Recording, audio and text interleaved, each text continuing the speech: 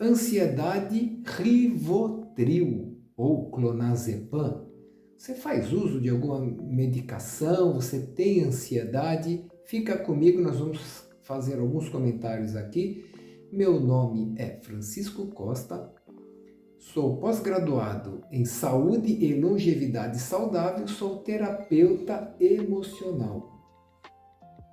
Às sextas-feiras eu subo para o YouTube casos reais, onde eu coloco para vocês aqui situações de clientes ou vivências minhas no dia a dia, situações do meu cotidiano, a vida como ela é.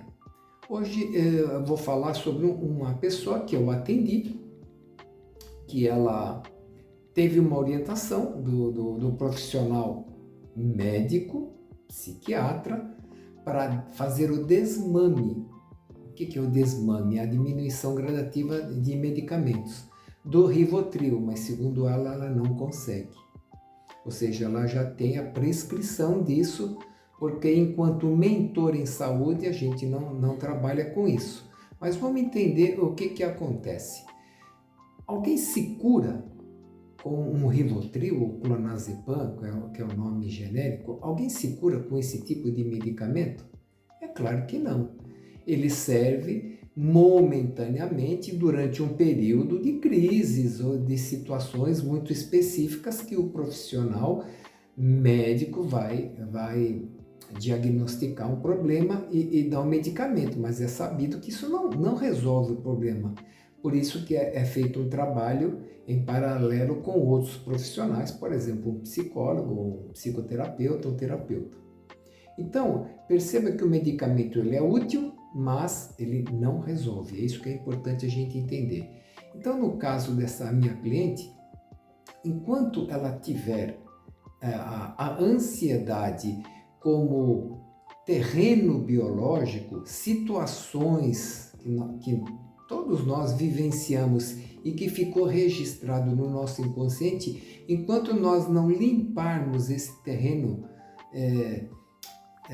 emocional, vai acontecer de vez por outra, seja um acontecimento ou outro, ou um gatilho, vai disparar esse ou aquele problema. Nós estamos falando da ansiedade, estamos falando do Rivotril. Por que essa cliente não consegue desmamar do Rivotril? Porque tem situações emocionais que precisam ser trabalhadas. Perceba, eu sempre falo para os meus clientes que é muito comum pessoas com ansiedade terem medo, por exemplo, de dormir no escuro, não dormem direito, medo, por exemplo, de elevador ou desconforto de elevador, de lugares fechados de uma maneira geral, de lugares muito abertos, onde tem multidões. Aparece isso com uma certa constância, essa sensação de não estar bem em lugar nenhum. Você está num ambiente, você quer sair daquele ambiente o mais rápido possível. Situações onde você faz tudo muito rápido para terminar logo. Enfim, pelos movimentos, pela maneira de gesticular, muitas vezes a gente percebe um desassossego, mente acelerada, síndrome das pernas inquietas. São todas variações, são todos sintomas de um mesmo problema. Então, muitas vezes a pessoa quer entender a síndrome das pernas inquietas, síndrome do pensamento acelerado, claustrofobia. Tudo isso são sintomas do quê? O que a gente não está enxergando? O medo. Tudo isso nada mais é do que medo, entre outras coisas. Nós estamos aqui fazendo um resumo. Então temos que trabalhar o medo.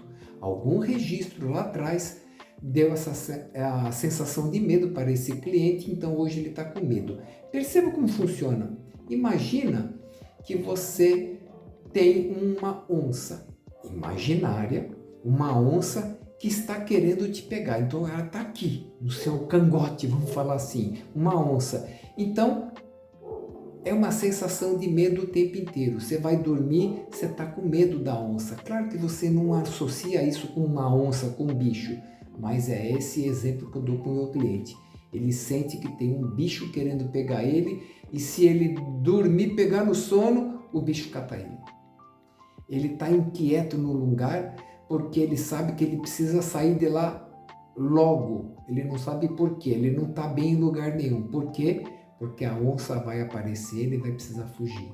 Ele está sempre fazendo tudo rápido. Para quê? Para a onça não pegar. Ele não quer ficar em locais fechados. Por quê? Um local muito fechado, a onça aparece. Como é que você vai fugir de uma onça numa situação dessa?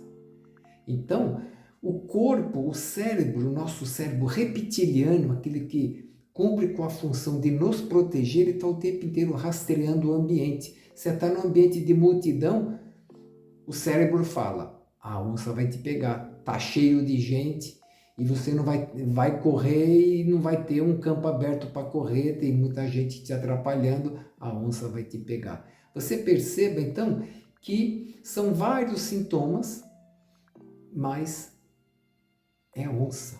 É o medo de alguma coisa que ficou registrado lá no passado e que precisa ser trabalhado através de terapia, através de um trabalho emocional. O remédio, ele é importante. Comentei isso com a minha cliente. Talvez ela faça esse tratamento, talvez não. Vai depender daquilo que ela está disposta a fazer. Esse foi o caso hoje, então, da ansiedade que eu trouxe para vocês. Se inscreva no grupo. Olha, eu acho que já você poderia dar o seu like aqui. Eu acho que eu mereço o seu like. Trouxe informações importantes para você.